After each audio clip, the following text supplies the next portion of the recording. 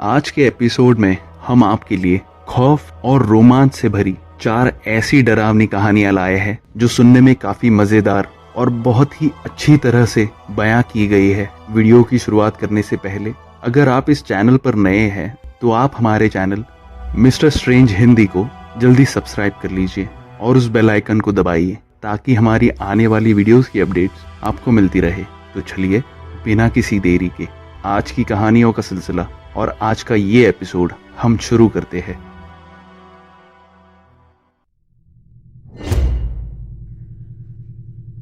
मैं यहाँ फिलीपींस में कैब ड्राइवर हूँ। मैं क्वेजोन सिटी में अपनी कैब चलाता हूँ। जब मैंने शुरुआत की तो मैंने सड़क के उस कुख्यात रोड के बारे में कहानियां सुनी थी जिसमें मेरे साथी कुछ बहुत अनुभवी ड्राइवर उस रोड में प्रवेश करने से डरते थे। उस रोड का नाम बैलेट ड्राइव है। मैं एक भोला भाला और उत्साही व्यक्ति होने के नाते मैंने इसके बारे में ज्यादा नहीं सोचा। एक सड़क होती है और एक सड़क से गुजरने में क्या डरना। पर मुझे क्या पता था कि मेरी ये सोच जल्द ही बदलने वाली थी। रविवार का दिन था। शायद रात के करीब 11 बजे थे। आपको जानकर हैरानी होगी कि देर रात तक भी शहर में भीड़ की स्थिति बनी रहती है। मेरे पास एक पैसेंजर आया जो जल्दी में था और वो पैसेंजर मुझे किसी भी प्रकार के शॉर्टकट लेने के लिए कह रहा था। मैंने उसे कैब में बिठा लिया और हुआ ये कि इसमें एक शॉर्टकट वही बैलेट ड्राइव रोड से था जिससे दूसरे कैब ड्राइवर जाने से कतराते थे। उस समय मैं असल में नहीं जानता था कि मैं कहाँ जा रहा था। अपने यात्री को उसके स्थान तक जल्दी पहुंचाने पर ध्यान केंद्रित कर रहा था जहां वो जाना चाहते थे। लेकिन जैसे ही हम बैलेट ड्राइव की उस सड़क में दाखिल हुए मेरी कैब के भीतर का माहौल अचानक बदल गया। मेरी कैब में अचानक एक कड़ाके की ठंड फैल गई और मुझे लगने लगा गाड़ी के बाहर से जैसे कोई हमें देख रहा हो।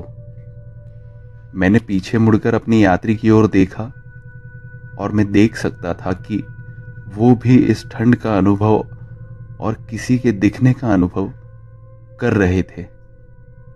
मैंने जल्दी से अपने आप को फिर से कंपोज किया और पैसेंजर को उनके निश्चित जगह पहुंचाने पर ध्यान केंद्रित करने की कोशिश की। लेकिन फिर मेरी आंख के कोने से मैंने कुछ देखा। एक व्यक्ति। वो वास्तव में सिर्फ कोई व्यक्ति नहीं था।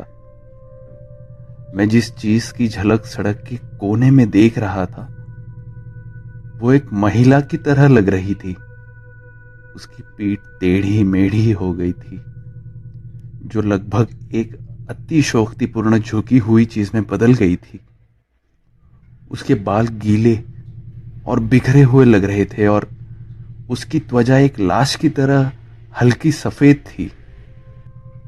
उसके उलझे बालों से मैंने उसकी आंखें खून से लथपथ और खुली हुई देखी। जैसे ही मैंने उसकी झलक देखी मुझे पता था कि मुझे इस सड़क से जितना जल्दी हो सके बाहर निकलना है। इसलिए मैंने अपनी स्पीड बढ़ाते हुए तेजी से आगे बढ़ने लगा। जैसे ही हम रोड से बाहर निकले मैं चुपचाप बैठ गया। फिर भी जो कुछ हुआ था उसे समझने की कोशिश कर रहा था। ये अनुभव के बाद कड़ाके की ठंड पसीने में बदल गई। वो नजारा देखकर मैं अचंभित हो गया था जो मैंने अभी अभी अनुभव किया था और उससे मैं अपना दिमाग निकालने की कोशिश कर रहा था। और अचानक मेरे पैसेंजर ने मुझसे पूछा, क्या तुमने उस चीज को देखा जो वहां खड़ी थी? दंग होकर मैंने अपने रेयर व्यू मिरर से अपने पैसेंजर को देखा और उसके चेहरे पर भी उतना ही अचंभा था जितना मेरे चेहरे पर था। मुझे लगा कि सिर्फ मुझे ही वो अजीब महिला दिखी थी, पर मेरे पैसेंजर ने भी उसे देखा था। जैसे ही हम पैसेंजर की बताई हुई जगह पर पहुंचे, मैं वहां शांत बैठा रहा। मैंने उस चीज के बारे में कोई जिक्र नहीं किया। जाहिर तौर पर पैसेंजर भी सहम गया था। वो झिझकते हुए अपने बटुए तक पहुंचा और मुझे कुछ पैसे थमा दिए। पैसेंजर धीरे से कार से उतरा और हल्की सी गड़गड़ाहट में दरवाजा बंद कर दिया। और जब मैंने वहां से गाड़ी निकाली तो मैंने देखा कि उस अनुभव ने मेरे पैसेंजर को कितना हिला कर रख दिया है। जैसे ही मेरी कैब वहां से गुजरी, वो पास की इमारत में भागकर अंदर चला गया।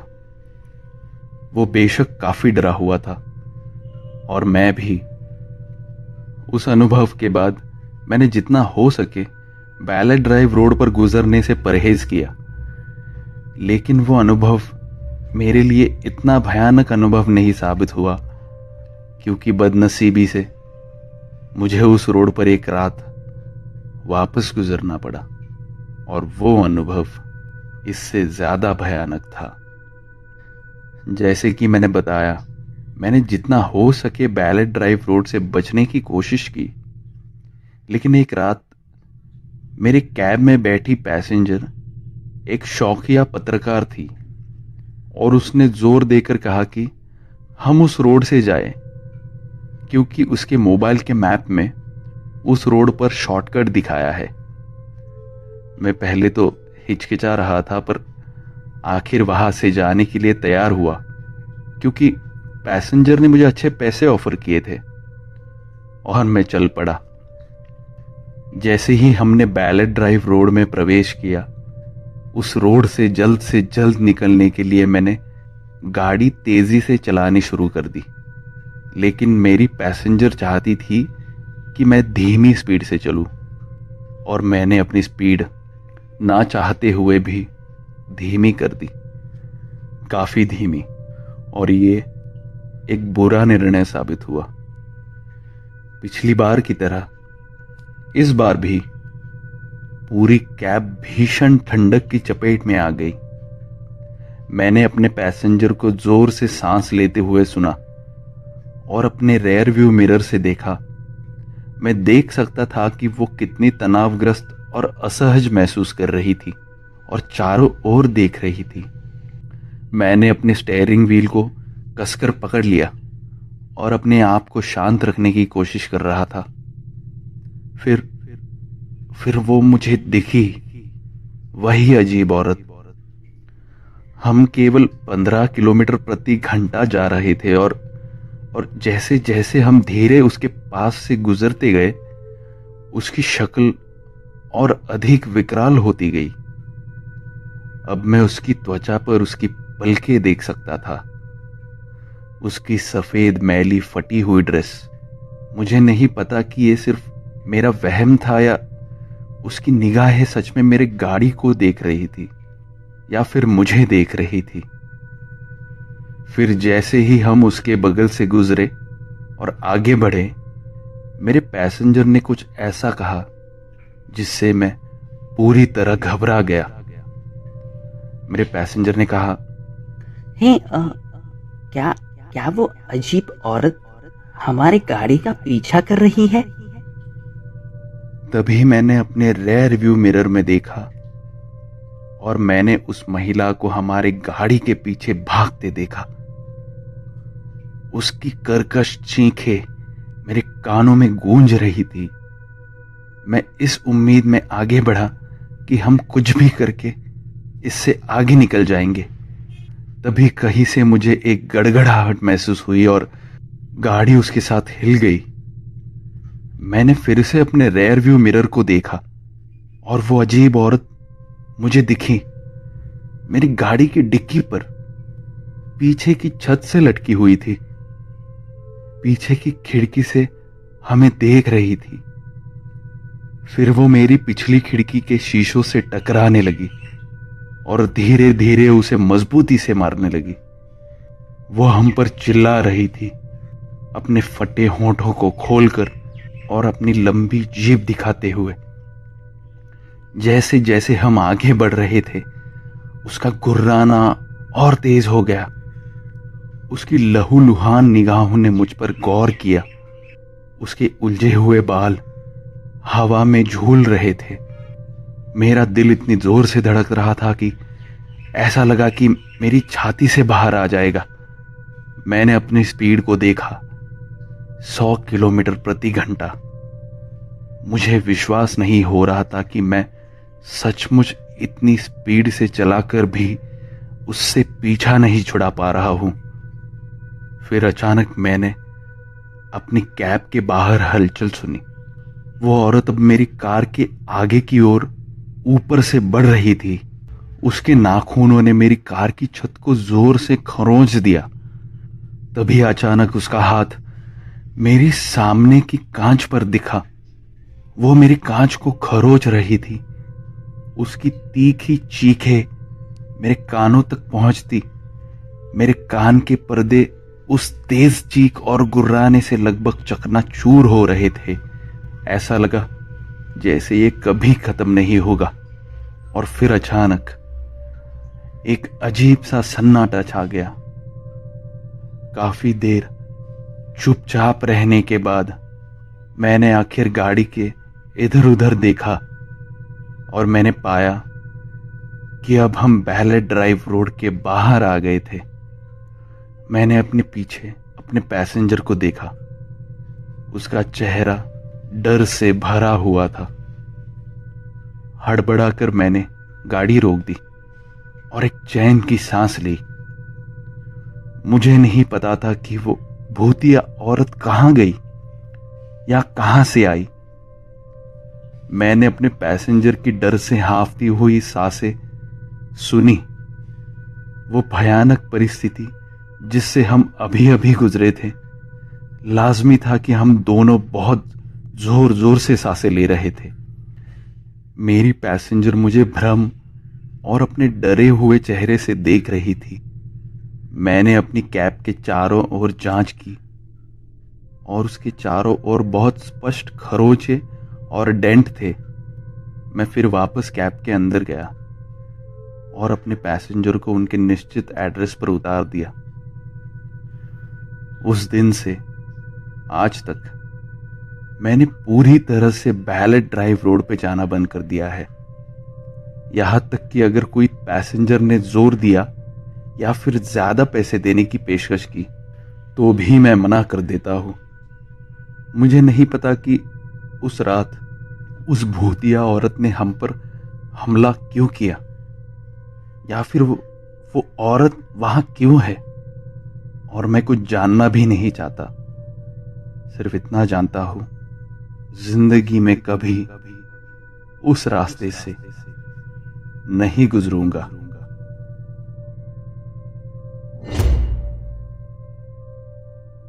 जब से मेरा जन्म हुआ है, मैं हंगेरी के इस छोटे से गांव में रह रहा हूं। हमारे घर के करीब 20 मीटर पीछे एक बड़ा जंगल था और जब से मैं बच्चा था, उस जंगल से कोई ना कोई मुझे हमेशा देख रहा था। ऐसा मुझे महसूस होता था। मैंने इसे पहली बार तब देखा था जब मैं 5 साल का था। मैं एक शाम घर के पीछे खेल रहा था और जंगल की तरफ देख रहा था। वो जंगल काफी बड़ा था और इतने ऊंचे ऊंचे पेड़ों को शायद ही मैंने कभी देखा होगा। फिर मैंने एक पेड़ की छाया में कुछ हलचल देखी और लगभग 3 मीटर लंबा वो प्राणी देखा। इससे पहले कि मैं उसे अच्छी तरह देख पाता, वो भाग गया। मैं 7 साल का था जब मैंने उसे फिर से देखा। मैं इसे स्पष्ट रूप से नहीं देख सकता था, लेकिन उसकी चमकती पीली आंखें मेरे दिमाग में जैसे बैठ गई थी। ये केवल कुछ सेकंड तक चला और वो फिर से जंगल के अंदर भाग गया। मैं डर गया था, इसलिए मैंने अपने माता पिता को बताया, लेकिन मेरे पिता मुझ पर हंसे। मेरी मां चिंतित लग रही थी, लेकिन मेरे पिता ने मुझसे कहा कि मैं सिर्फ चीजों की कल्पना कर रहा हूं। उस मुलाकात के बाद मैंने उसे हर हफ्ते अपने बेडरूम की खिड़की से देखा। मैंने हर बार अपने माता पिता को बताया, लेकिन उन्होंने मुझ पर विश्वास नहीं किया। कई साल बीत गए और मुझे अपने बेडरूम में जाने से भी डर लग रहा था। मेरे बेडरूम की कांच की खिड़कियों पे कोई पर्दा नहीं था, इसलिए मैं हर रात बस दीवार की ओर मुंह करके सोता था। जब मैं 12 साल का हो गया, एक रात मैंने उसे फिर से देखा, लेकिन पहले से कई ज्यादा स्पष्ट। उसके सर की रचना बहुत अजीब थी, जैसे कि घोड़े का सिर मानवी खोपड़ी के साथ मिला हो। इसके 2 बड़े सींग थे और वो प्राणी 2 पैरों पर खड़ा था। वहां रहने वाले किसी भी अन्य जानवर से अलग था वो। जैसे ही मैं इसे देख रहा था, मेरे पिता ने मेरे बेडरूम का दरवाजा खोला और अंदर चले आए। आखिरकार मेरे पिता ने भी उस जानवर को देख लिया। उस चीज को देख उन्हें जैसे अपनी आंखों पर विश्वास नहीं हो रहा था। वो जीव फिर भाग गया। मैंने अपने पिता को देखा, वो भी जैसे शॉक में थे। मैंने पापा से कहा, देखा आपने, मैं उस चीज को लगभग हर रात देखता हूं। क्या आप अब मुझ पर विश्वास करते हैं? उन्होंने कहा, बेटा अपनी मां के साथ रहो। ये कहकर वो लिविंग रूम की तरफ गए, जहां मेरी मां एक किताब पढ़ रही थी। मैं भी उनके साथ चला गया। मेरी मां ने पूछा, क्या सब ठीक है? आप दोनों चिंतित दिख रहे हो, क्या हुआ? मेरे पिता ने हाथ में राइफल को पकड़कर घर से निकलते हुए कहा, तुम दोनों यहीं रुको, मैं जल्द ही वापस आता हूं। मैंने अपनी मां को समझाया कि मैंने उस प्राणी को फिर से देखा और पापा ने भी उसे देखा। ये सुन के मां के हाथ कांपने लगे। आखिर मां ने भी मुझ पर विश्वास कर लिया। मुझे उम्मीद थी कि वो अजीब प्राणी हमेशा के लिए चला जाएगा। हमने पापा के वापस आने का इंतजार किया। 1 घंटा बीत गया और अंधेरा हो गया। मेरी मां ने मुझे अपने कमरे में जाकर सोने के लिए कहा। मेरे पापा अभी तक नहीं आए थे, पर मुझे नींद आ रही थी और मैं जाकर सो गया।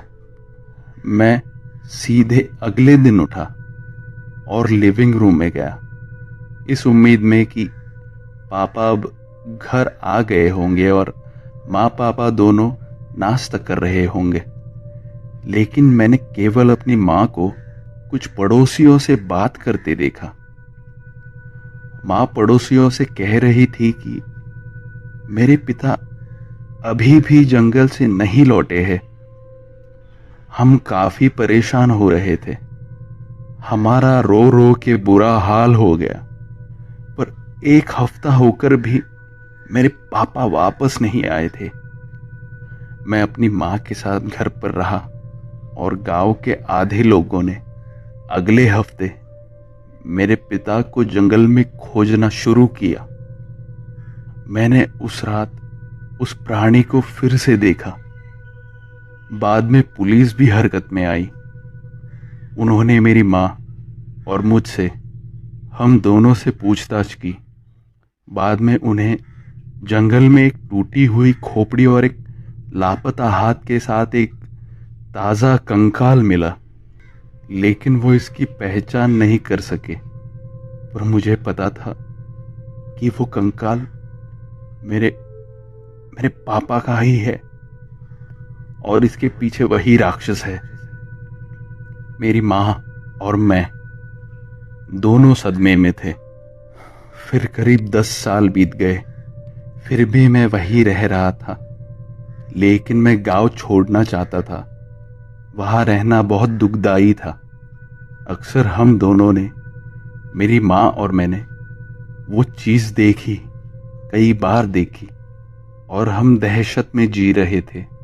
हालांकि वो जीव कभी करीब नहीं आया, पर वो सिर्फ हमें देखता रहता था।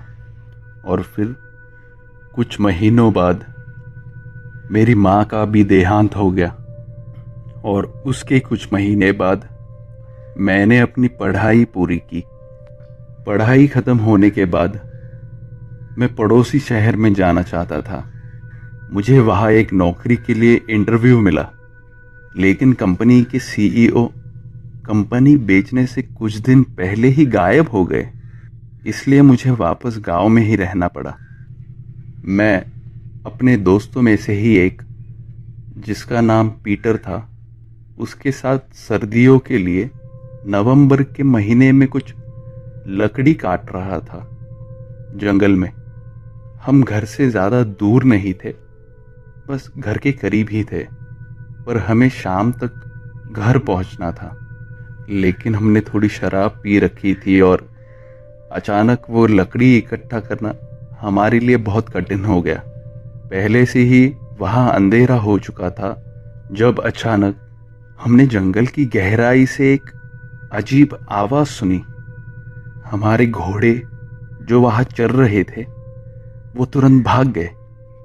हे, वापस आ जाओ, पीटर उन घोड़ों पर चिल्लाया, पर तब तक बहुत देर हो चुकी थी और घोड़े पहले ही जा चुके थे। तभी मैंने सुना कि कोई हमारे पीछे चल रहा है। पीटर, यहां कुछ है, मैंने पीटर से कहा। हमने इधर उधर देखा, लेकिन वहां कोई नहीं था। पीटर ने सुझाव दिया कि हमें घोड़ों को खोजने जाना चाहिए। हमने घोड़ों की खोज में लगभग 1 घंटा बिताया और हमें कुछ भी नहीं मिला। ये समय की बर्बादी थी और मैं इससे नाराज था। फिर अचानक पीटर पीछे से चिल्लाया, ओह माय गॉड! मैंने तुरंत पीछे देखा और वो प्राणी पीटर के पास खड़ा था और पीटर डर से ठिठक गया था। वो प्राणी हमसे दुगना लंबा था, यानी कुछ 11 फीट। उसके अशांत रूप से लंबी भुजाएं थी जो 4 लंबी उंगलियों पर आकर खत्म होती थी। उसने पीटर को पकड़ लिया और पीटर को किसी कागज की तरफ फाड़ दिया।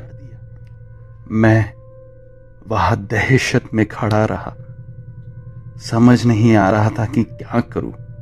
फिर अंत में मैं जितनी तेजी से भाग सकता था जंगल से बाहर भाग गया। मैंने तुरंत पुलिस से संपर्क किया। कुछ दिनों की जांच के बाद उन्होंने कहा कि कोई जंगली जानवर है जिसने पीटर को मारा है। लेकिन मैं जानता हूं कि वो कोई जंगली जानवर नहीं था, वो कुछ और ही था। वो हैवान आज भी अपने 2 सींगों और चमकती आंखों से हर रात जंगल से मुझे देख रहा है। मुझे नहीं समझ आ रहा कि मैं क्या करूं। वो मुझे क्यों नहीं मार डालता? पीटर को मारने के बाद उसने मुझे जिंदा छोड़ दिया, लेकिन क्यों? ये सिर्फ मेरा पीछा कर रहा था और मैं हर रात आज भी उसे देखता हूं और मैं महसूस करता हूं कि मैं पागल हो रहा हूं।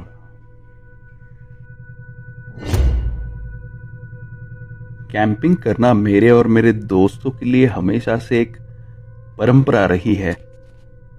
जब से हम पहली बार दोस्त बने थे, तब से हमने महीने में 1 बार कैंपिंग के लिए कुछ समय निर्धारित कर रखे थे, अपने पसंदीदा स्थान पर जाने के लिए, कैंपिंग, ड्रिंक्स और मजे करने के लिए। तो हम सब एक दिन कैंपिंग के लिए जंगल में निकल पड़े। हम सब कैंपिंग करने के लिए व्याकुल थे। जब मैंने अंत में अपना कैंप एरिया ढूंढने के लिए जंगल में ड्राइव कर रहा था तो मैंने कुछ अजीब देखा। जमीन पर तरह तरह के मरे हुए जानवर पड़े हुए थे। वो नजारा देखकर थोड़ा अजीब लगा, पर हम बिना सोचे कैंप ग्राउंड खोजने निकल पड़े। और सबसे अजीब बात यह थी कि जंगल में एक भी आवाज नहीं थी, एक भी पक्षी या कीड़ों की झनकार नहीं, हवा भी नहीं थी। ऐसा लग रहा था जैसे पूरी जगह मर गई हो और अजीब सन्नाटा छाया हो। लोग अक्सर कहते हैं जब जंगल इस तरह खामोश हो जाता है तो इसका मतलब केवल एक ही होता है कि जंगल में कोई खतरनाक शिकारी या जानवर का वास है। मैंने अपने उन साथियों को बुलाया जो थोड़ा पीछे थे और उन्हें इन मरे हुए जानवरों की स्थिति के बारे में बताया। पर वैसे भी कैंपिंग करने हम कई बार आते रहे हैं, इसलिए अपनी परंपरा को जारी रखने का सोचा। पर इस बार हम बंदूक के साथ लेकर आए थे ताकि कोई अनहोनी ना हो। जब हम अंत में कैंप साइट पहुंचे तो हम दंग रह गए। पूरे कैंप एरिया में कचरा फैला था। फटे पुराने कागज और प्लास्टिक हर जगह थे और कपड़े भी थे, और बीच में एक अजीब आग का कुंड जैसा कुछ था। इस कुंड के चारों ओर जली हुई मोमबत्तियां जमीन पर रखी गई थी और उसके बीच एक मध्यम आकार की अजीब मूर्ति थी, जैसे कोई वहां कुछ काला जादू या कुछ कर रहा हो। ऐसा लग रहा था कि कोई यहां इस चीज की पूजा कर रहा है। ये एरिया हमारी संपत्ति थी जहां हम हर महीने कैंपिंग के लिए आते थे, और कुछ लोगों ने उसी के साथ खिलवाड़ किया था। हमने अपना पूरा जीवन यही पले बड़े बिताया है। मैं किसी भी तरह से किसी को भी इस जगह को कूड़ा करकट नहीं करने देने वाला था। मैंने एक मोटी पेड़ की टहनी उठाई और उन सब चीजों को टुकड़ों में तोड़ दिया और पूरा कूड़ा साफ कर दिया। मैंने सारा कचरा उठा लिया, उसे एक ढेर में डाल दिया और उस कचरे को आग लगा दी। जब आग लगी तो मैंने देखा कि जंगल अपने व्यस्त शोर के साथ वापस आ गया था। पक्षी वापस चहक रहे थे और कीड़े अपना सामान्य शोर कर रहे थे। हवा भी वापस चलने लगी थी। उस रात हम वो खौफनाक मूर्ति और काले जादू वाले कचरे के बारे में सब भूल गए और हम अपनी बियर एंजॉय कर रहे थे कि अचानक हमने अपनी गाड़ियां जहां पार्क की थी उस जगह से एक तेज धातु की खरोच की आवाज सुनी। इसके ठीक बाद हमारी कार के सभी अलार्म बजने लगे। हमने अपनी बंदूकें उठा ली और उस आवाज की जांच करने गए। गाड़ियों के यहां जाने पर हमने देखा कि हमारे सभी टायर काट दिए गए थे। वो इतनी बुरी तरह से फट गए थे कि सिर्फ रबड़ और उसके चीथड़े बचे थे। हमारी गाड़ियों के किनारों पर भी गहरी खरोचें आई थी और उसके बाद वो जंगल फिर से शांत हो गया। सौभाग्य से हमारे पास फॉरेस्ट ऑफिसर्स को कॉल करने के लिए नेटवर्क काफी था। कॉल पर बात करने के दौरान हमारी बाईं ओर के पेड़ों के आसपास एक सरसराहट हुई, कुछ हलचल जैसी। हम पिए हुए थे और डरे हुए थे, तो हमने वहां जाकर देखने का रिस्क नहीं लिया। हम में से प्रत्येक ने उस दिशा में 6 गोलियां चलाई, पर वहां मौजूद चीज अभी भी घूम रही थी। मैंने पूछा, ब्रो, वह कौन है? 1 सेकंड बाद मैंने अपनी खुद की आवाज वहां से सुनी, जहां हमने गोली मारी थी। वहां से आवाज आई, ब्रो, वह कौन है? हम सब एक दूसरे को दहशत में देखने लगे कि ये कैसे हो सकता है। मेरी आवाज जंगल से आई थी, लेकिन मैं अपने दोस्तों के साथ गाड़ियों के पास खड़ा था। ये असंभव था। ये चीज उन बातों को दोहराती रही जो मैंने अपनी आवाज में कही थी। हमने इस पॉइंट पर हमारे गाड़ियों की परवाह नहीं की और हम सब वहां से भाग निकले। कुछ मिनट बाद जंगल का शोर वापस आ गया। हम बाद में कुछ फॉरेस्ट रेंजर्स से मिले और उन्होंने हमें घर तक लिफ्ट दी।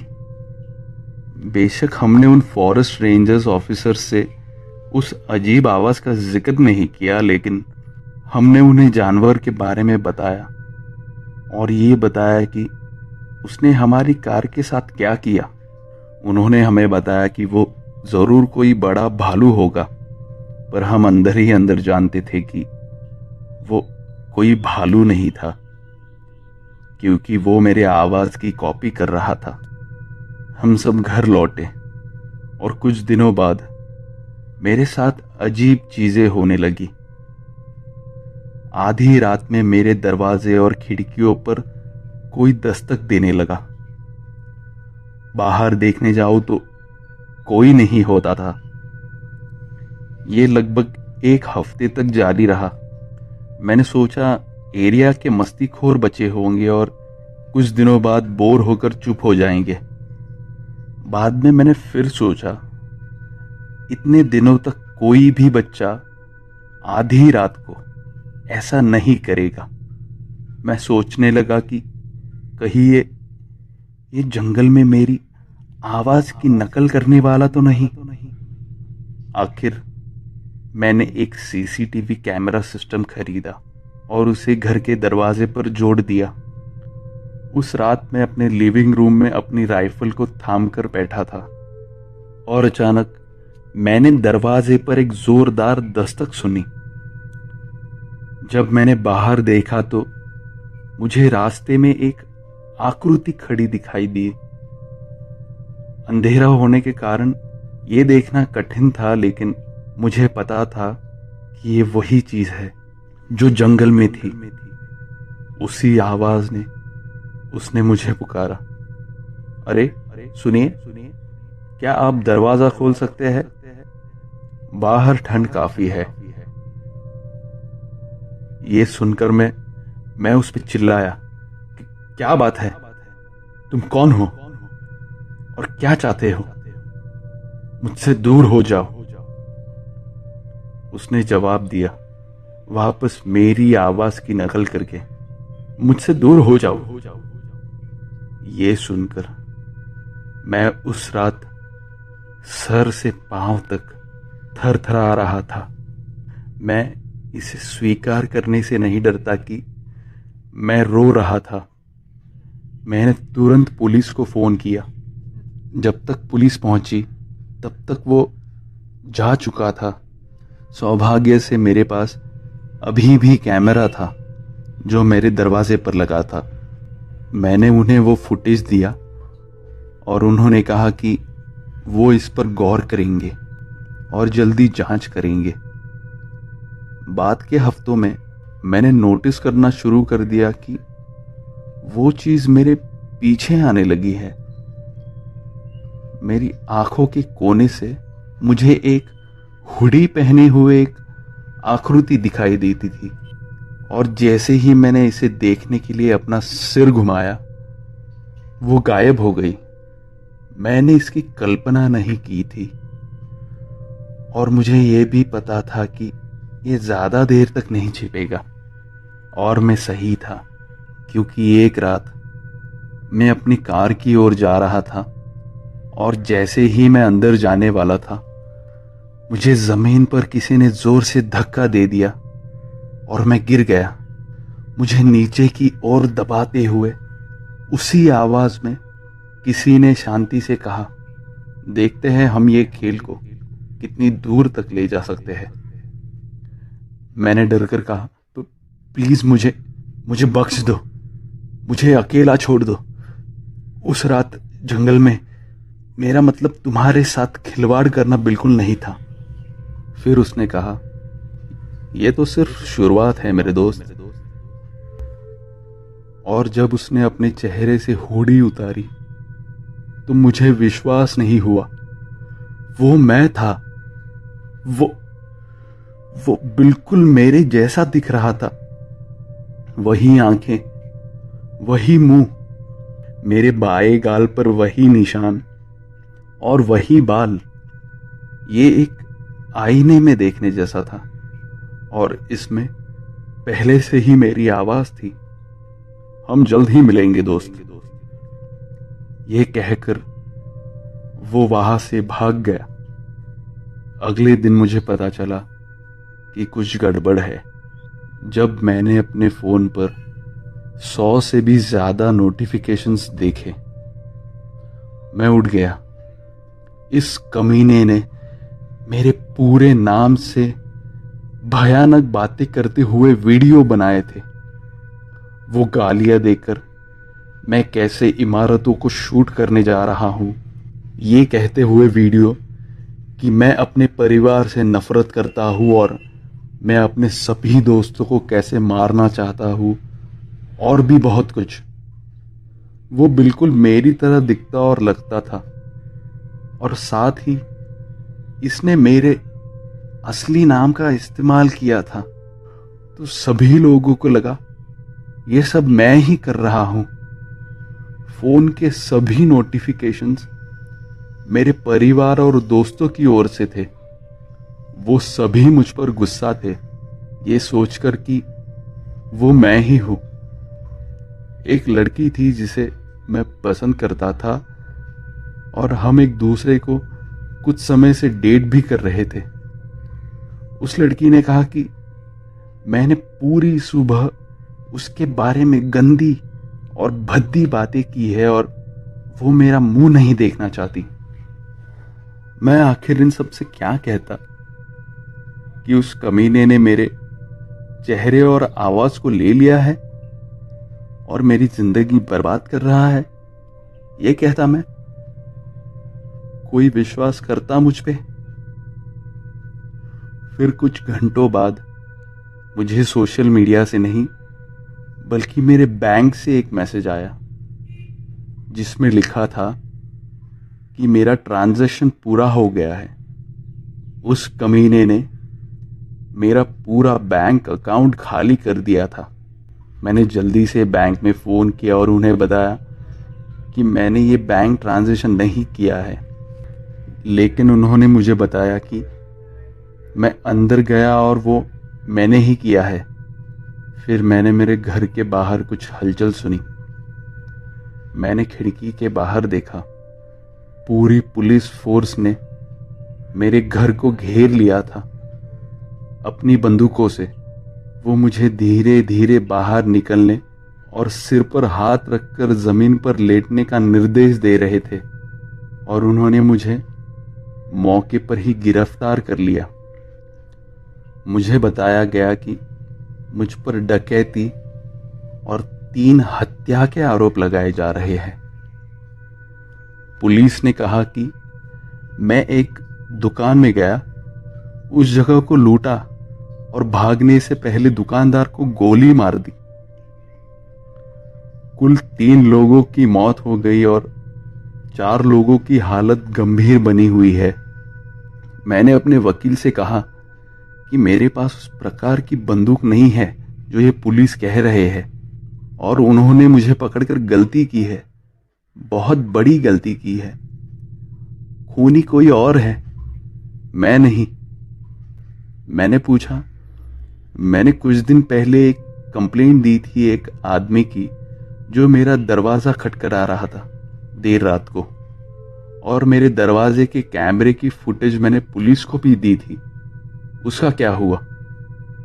मेरे वकील ने अपना सिर हिलाया और वो कहने लगा कि पुलिस ने कहा जो फुटेज उन्हें मिली उसमें कोई नजर नहीं आ रहा था, साथ ही कैमरों ने कोई आवाज नहीं उठाई।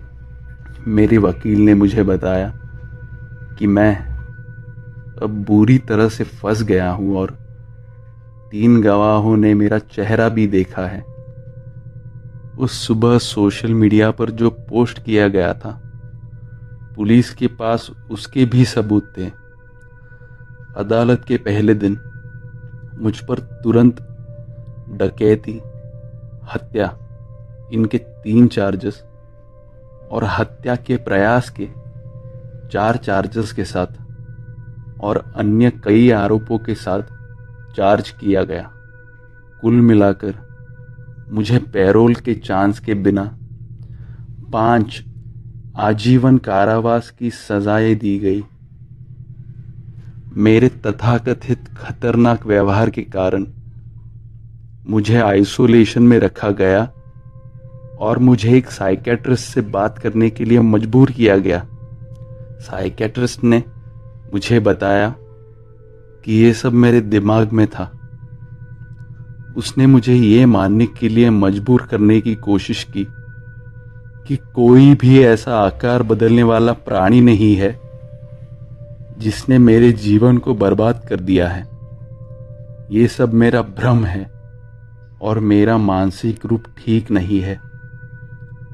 मैं आज जिस जेल में हूं उसमें इंटरनेट और फोन साथ रखने की सुविधा है और ये मेरी कहानी मैं उसी जेल से आपको बयां कर रहा हूं। मैं पूरी दुनिया को बताना चाहता हूं कि ये कहानी आपको चाहे जितनी झूठी लगे, पर यह सब मेरे साथ हुआ है और मैं किसी को कभी समझा नहीं पाऊंगा। उस कमीने ने एक झटके में मेरी पूरी जिंदगी बर्बाद कर दी। उस जंगल में उस काले जादू की चीजों को नष्ट करने की सजा मैं आज भी भुगत रहा हूं।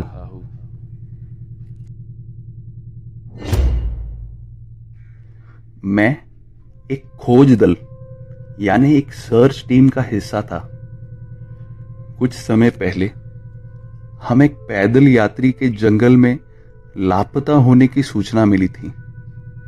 इसीलिए करीब 40-50 लोगों की सर्च टीम का इंतजाम किया गया।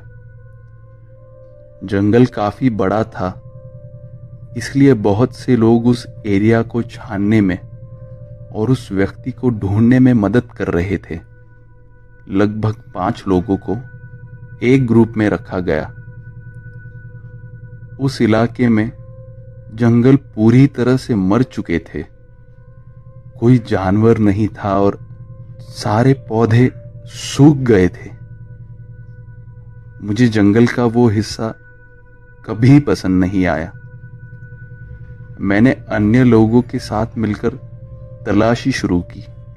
मेरा ग्रुप एक दिशा में गया और दूसरा ग्रुप हमसे अलग दिशा में। वहां पूरे समय के दौरान मुझे अपनी रीढ़ की हड्डी में ठंडक महसूस हुई, जैसे कि कोई मुझे जंगल से देख रहा हो। मैंने पूरी बात को खारिज करने की कोशिश की और लापता व्यक्ति की खोज पर ध्यान केंद्रित किया।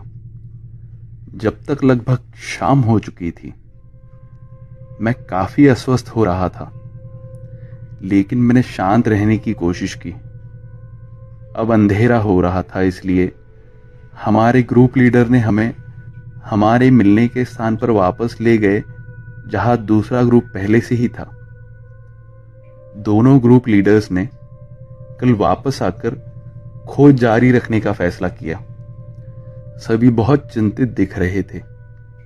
शायद उन्होंने भी वही महसूस किया था जो मैं महसूस कर रहा था। खैर, करीब 45 मिनट के बाद हम सभी को निराशा हाथ लगी।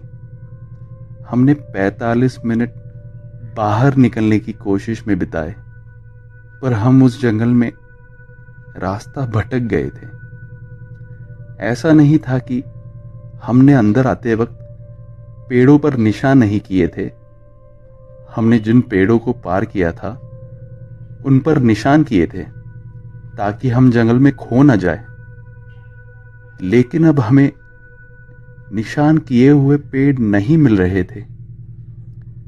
ऐसा लग रहा था जैसे पेड़ घूम रहे हैं और हमारी दिशा की भावना को विकृत कर रहे हैं।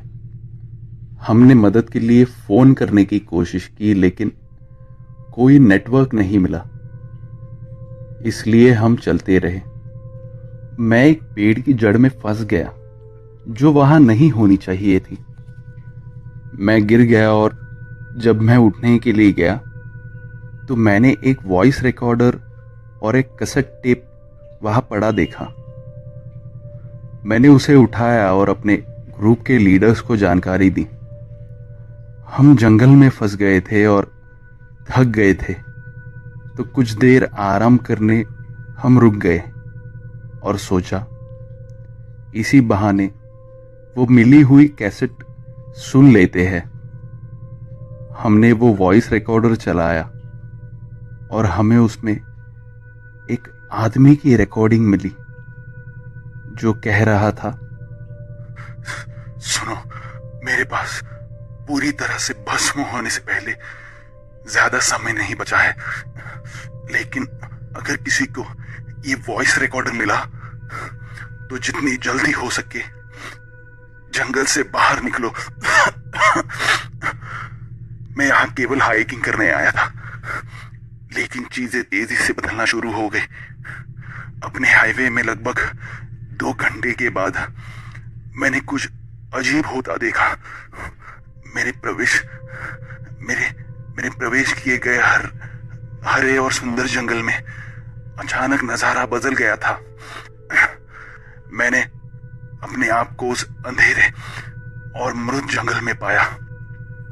मैंने अपना रास्ता खोजने की कोशिश की, लेकिन मैंने जो भी कोशिश की मैं कर नहीं सका। रात हो गई थी और अब मैं निश्चित रूप से फंस गया था। मैंने सोने की कोशिश की लेकिन मैं नहीं कर सका और फिर उसने हमला कर दिया। उन अजीब पेड़ों की डालों ने मेरे पूरे शरीर में कुछ नोकीला घोंप रखा था और मेरी चारों ओर लपेट रखा था। दर्द असहनीय था क्योंकि मुझे लगा कि मेरे हाथ और पैर टूट गए हैं। ये पेड़ अजीब है, ये पेड़ जीवित है। मैं पेड़ की जड़ों से समा रहा हूं। अब एक आखिरी बात, जिसने भी इसे पाया है, अगर आप इसे यहां बाहर से निकालते हैं तो क्या आप मेरे परिवार को बता सकते हैं कि मैं उनसे प्यार करता हूं।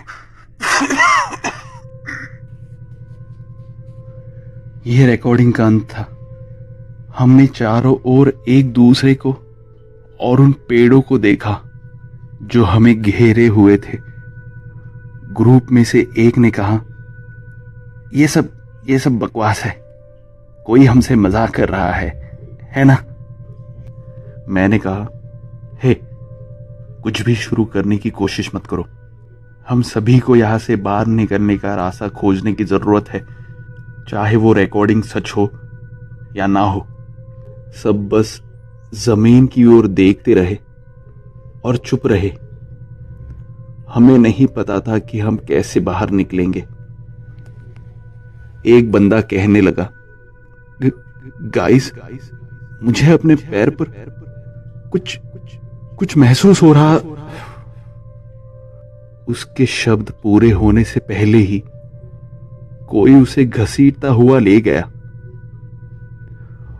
और जैसे उसकी हड्डियों के कुचलने की आवाजें आई और हमने उसकी चीखें सुनी, हम सभी अपने अपने अंदर तक हिल गए थे।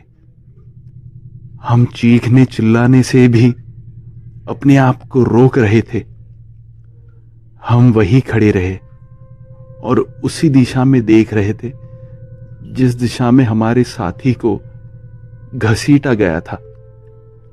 और देखते ही देखते एक और शख्स हमारे बीच से चीखते हुए घसीटता हुआ चला गया।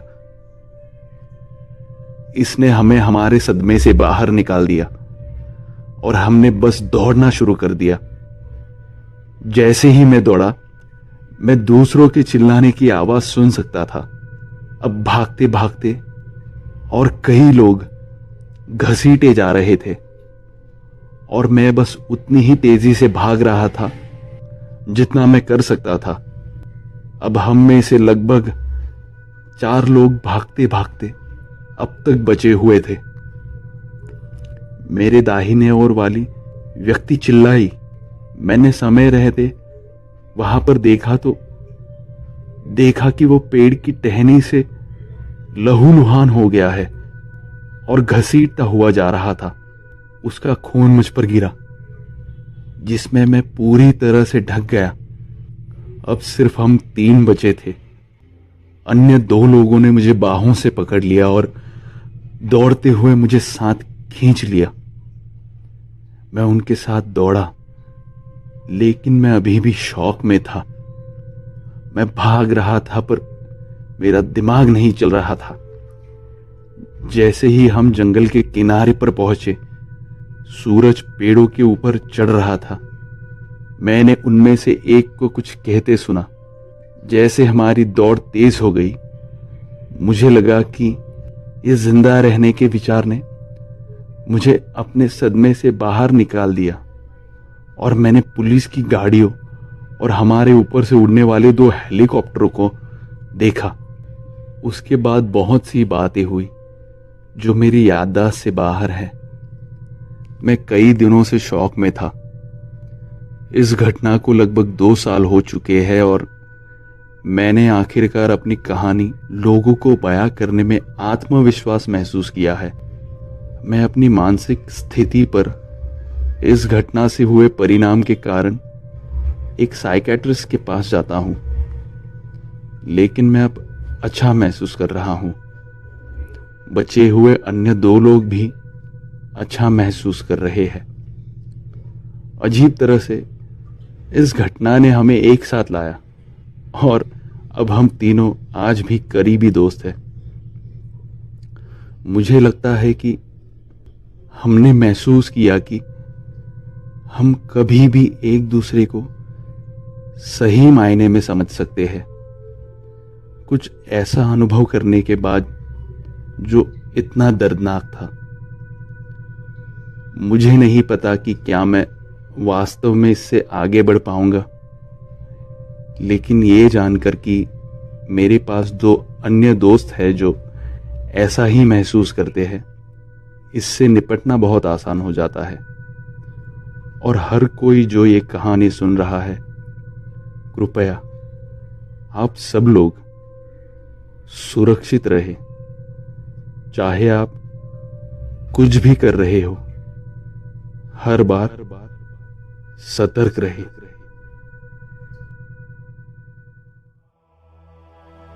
तो आज की हमारी कहानियां यहीं पर खत्म होती है। आज की कहानियां आपको कैसी लगी ये आप हमें कमेंट बॉक्स में जरूर बताइए। अगर आपको कहानियां अच्छी लगी हो तो आप इस वीडियो को लाइक करना बिल्कुल भी मत भूलिए और हमारे चैनल को सब्सक्राइब कर लीजिए और उस बेल आइकन को भी दबाइए ताकि हमारी आने वाली वीडियोस की अपडेट्स आपको मिलती रहे। और अगर आप इस चैनल पर नए हैं तो हम आपको बता दें कि हम इस चैनल पर हर हफ्ते करीब 4 से 5 कहानियां अपलोड करते हैं।